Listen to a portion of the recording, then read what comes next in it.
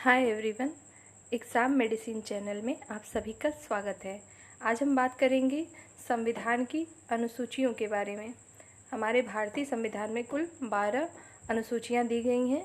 हम देखेंगे कि उन 12 अनुसूचियों में क्या बातें बताई गई हैं जो कि आपके परीक्षाओं के लिए बहुत ही महत्वपूर्ण हैं। चलिए वीडियो को स्टार्ट करते हैं। देखिए, हमारा जो पहली अनुसूची है उसमें बताया गया है कि भारतीय संघ के घटक राज्यों और संघ शासित 8 क्षेत्रों का उल्लेख किया गया है। मतलब वर्तमान समय में हमारे जो राज्य हैं 28 राज्य हैं और 8 हमारे केंद्र शासित प्रदेश हैं। तो इन सब के बारे में इसमें उल्लेख किया गया है प्रथम अनुसूची में। जब हमारा संविधान लागू हुआ था उस समय अनुसूचियों की संख्या हमारी कितनी थी? 8 थी और 12 अनुसूची वर्तमान समय में है। चलिए देखते हैं आगे। देखिए, लिखा है कि संविधान के 69वें संशोधन द्वारा दिल्ली को राष्ट्रीय राजधानी क्षेत्र का दर्जा दिया गया है। अगर पूछा जाए जो दिल्ली हमारी राजधानी है उसको राष्ट्रीय राजधानी क्षेत्र का दर्जा कब दिया गया था, किस संशोधन द्वारा, तो आप बताएंगे 69वें संशोधन के द्वारा। देखते हैं कि द्वितीय अनुसूची में क्या लिखा हुआ है। देखिए, जब आपने पहले में देखा कि पूरे राज्य जितने हमारे और केंद्र शासित प्रदेश का उल्लेख था पहले अनुसूची में, दूसरे में आपके क्या है, जितने भी हमारे पदाधिकारी होते हैं उनके वेतन भत्ते पेंशन जो होते हैं उसके बारे में उल्लेख किया गया है। आपके एग्ज़ाम में जो डायरेक्ट क्वेश्चन पूछा जाएगा कि विभिन्न पदाधिकारियों के वेतन पेंशन जो हैं किस अनुसूची में, तो आपको याद रखना है कि वो दूसरे में है। जो हमारे पदाधिकारी हैं वो कौन है, जैसे हमारे राष्ट्रपति जी, राज्यपाल, लोकसभा के अध्यक्ष और उपाध्यक्ष, राज्यसभा के सभापति, उपसभापति, विधानसभा के अध्यक्ष, उपाध्यक्ष, विधान परिषद के सभापति व उपसभापति, हाई कोर्ट, सुप्रीम कोर्ट के न्यायाधीशों और भारत के नियंत्रक लेखा महापरीक्षक आदि, ये सभी जितने होते हैं इनको कितना वेतन दिया जाएगा, इनके भत्ते क्या होंगे, पेंशन क्या होगी, इसके बारे में द्वितीय अनुसूची में उल्लेख किया गया है। तीसरी जो हमारी अनुसूची है इसमें बताया गया है कि जो विभिन्न पदाधिकारी थे उनका पद ग्रहण, जो शपथ ग्रहण करते हैं वो लोग, पद ग्रहण के समय ली जाने वाली शपथ का उल्लेख है। जब कोई भी पदाधिकारी जब पद ग्रहण करता है तो उसे शपथ लेनी होती है, उसी का उल्लेख तृतीय अनुसूची में किया गया है। आगे देखिए, चौथी जो अनुसूची है इसमें क्या है, इसमें विभिन्न राज्यों तथा संघीय क्षेत्रों की राज्यसभा में प्रतिनिधित्व का विवरण दिया गया है। तो राज्यसभा में जो प्रतिनिधित्व होते हैं उनका विवरण दिया है चौथी अनुसूची में। पांचवी जो हमारी अनुसूची दी गई है वो हमारी है अनुसूचित क्षेत्रों और अनुसूचित जनजाति के प्रशासन और नियंत्रण के बारे में उल्लेख किया गया है पांचवी अनुसूची में। तो इतनी रही हमारी पांचवी अनुसूची। आइए आगे देखते हैं हम। देखिए, हमारी जो छठी अनुसूची है उसमें क्या दिया हुआ है। इसमें है आपके असम, मेघालय, त्रिपुरा और मिजोरम राज्यों के जनजाति क्षेत्रों के प्रशासन के बारे में प्रावधान किए गए हैं। जो हमारे पूर्वोत्तर राज्य हैं उसके बारे में, जैसे असम, मेघालय, त्रिपुरा, मिजोरम राज्यों की जनजातीय क्षेत्र के प्रशासन के बारे में प्रावधान है छठी अनुसूची में। अगला देखेंगे सातवीं अनुसूची। सातवीं जो अनुसूची हमारी है वो मोस्ट इम्पॉर्टेंट है, इससे क्वेश्चन बनते हैं आपके एग्जाम में। देखिए, इसमें क्या है, जो सातवीं अनुसूची है इसमें केंद्र एवं राज्य के बीच शक्ति के बंटवारे के बारे में दिया गया है। और इसमें जो शक्ति का बंटवारा किया गया है, तो जो केंद्र सरकार और राज्य सरकार जो कर लगाते हैं उसके बारे में उल्लेख किया गया है। इसके अंतर्गत जो है 3 अनुसूचियां हैं। जैसे पहला है हमारा संघ सूची, जिसमें केवल केंद्र सरकार ही इस पे निर्णय लेती है, और राज्य सूची ये सिर्फ राज्य स्टेट जितने हैं हमारे उसके विषय इसमें होते हैं और राज्य सरकार ही इसमें कर लेती है। अगला है हमारा समवर्ती सूची। जो ये समवर्ती सूची होता है इसमें संघ और राज्य सूची दोनों, मतलब केंद्र और राज्य जो है दोनों मिलकर समवर्ती सूची के विषय में निर्णय लेते हैं और कर भी लेते हैं। आगे देखते हैं हम।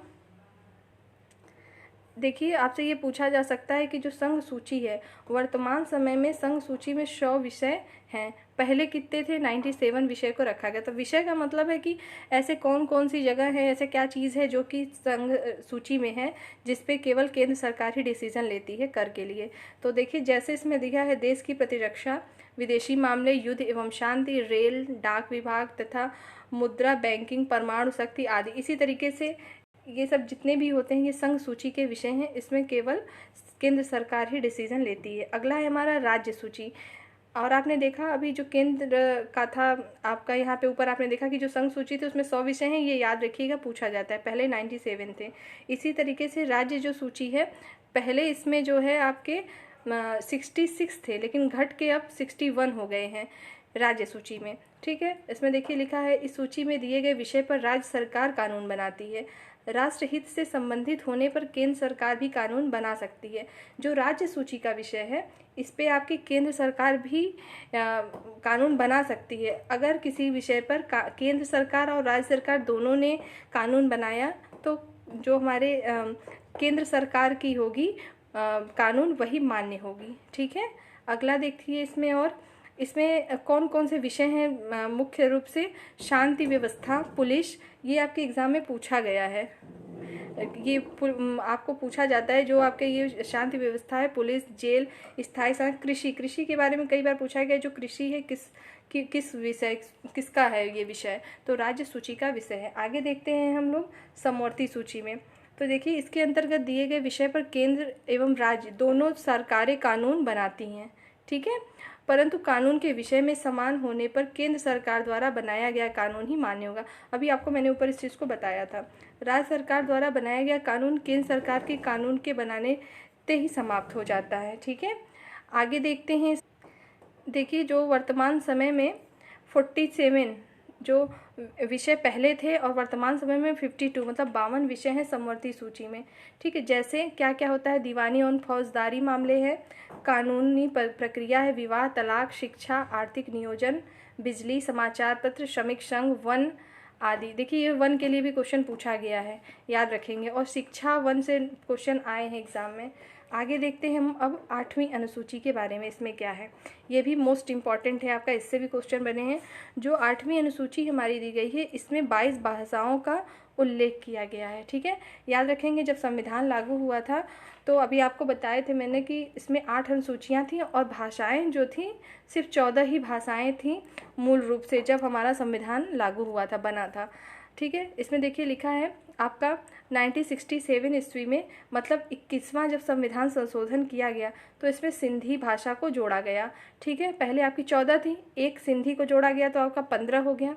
फिर 1992 में फिर से संविधान संशोधन हुआ। वो संविधान संशोधन था 71वां, मतलब 71वें संविधान संशोधन में फिर से आपकी ये भाषाएं जोड़ी गई, जैसे कोंकणी, मणिपुरी और नेपाली। तो आपके 15 थे, ये कोंकणी आपका 16 हुआ, मणिपुरी 17 और नेपाली आपके 18 हो गए।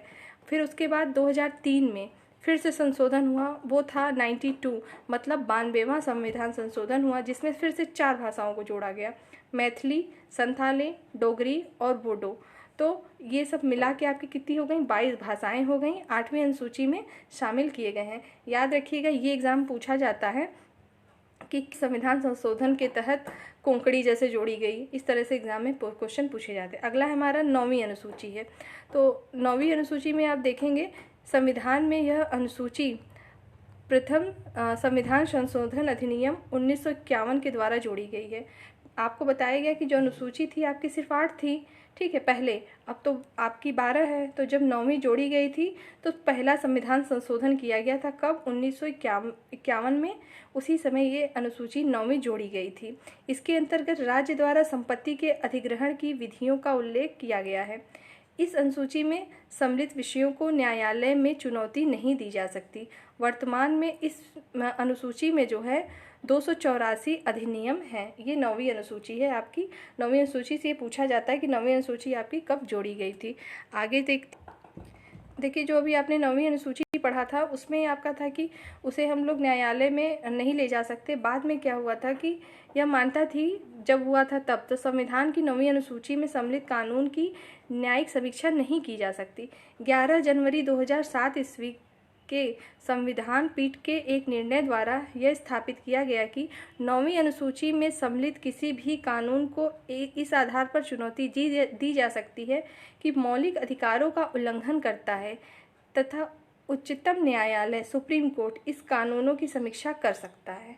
ठीक है, पहले ये नहीं था, लेकिन 2007 के बाद से ये हुआ कि मौलिक अधिकारों का उल्लंघन अगर करता है तो सुप्रीम कोर्ट इसके कानून की समीक्षा कर सकता है। देखते हैं हम अगला हमारी 10वीं अनुसूची में क्या है। 10वीं अनुसूची तो है हमारी, ये कब जोड़ी गई थी, तो 52वें मतलब 52वें संशोधन द्वारा 1985 ईस्वी के द्वारा जोड़ी गई थी।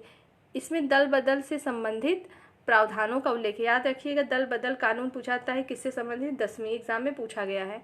अगला देखेंगे 11वीं अनुसूची।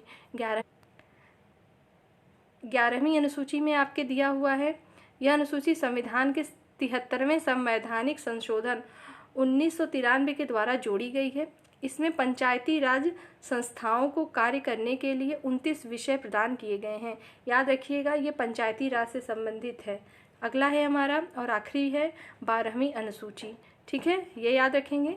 यह अनुसूची जो है संविधान के 74वें संवैधानिक संशोधन द्वारा 1993 के द्वारा जोड़ी गई। इसमें शहरी क्षेत्र की स्थानीय स्वशासन संस्थाओं को कार्य करने के लिए 18 विषय प्रदान किए गए हैं। ये आपकी टोटल 12 अनुसूची रही। आपके एग्ज़ाम में इससे प्रश्न बनते हैं और इसको एक दो बार आप देखेंगे तो आपको याद हो जाएगा। तो इस वीडियो में इतना ही, फिर नेक्स्ट वीडियो में नेक्स्ट टॉपिक के साथ हम फिर उपस्थित होंगे। तब तक के लिए टेक केयर, बाय।